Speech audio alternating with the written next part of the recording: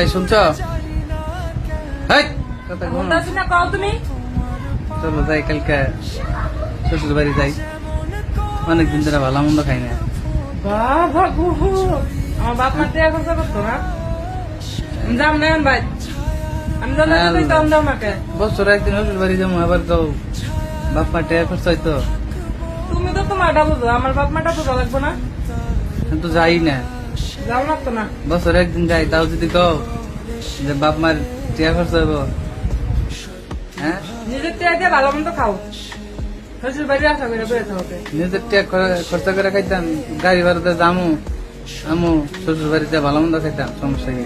লুবি জানি গ্রহণ যে তুমি সেটা খাইতে তুমি একলাই যাও গা, আমি করে যাবো, যাও গা, যাও আমার বাপের বাড়ি আমি করে যাবো। যাও গা। আমি যাবো, এক মাস থাকুন, 2 দিনের লেগে যাইবা, থাইকা আমরা লেগে যাবা।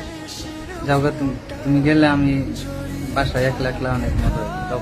আমি গেলে তো ভালো আড্ডাটা মারতারেন, হ্যাঁ আড্ডাটা মারতারেন। যাও গা, যাও গা, কালকে যাও গা, তোমার যাইতাম না, ব্যাগ ট্যাগ দিয়ে দিই, যাও গা।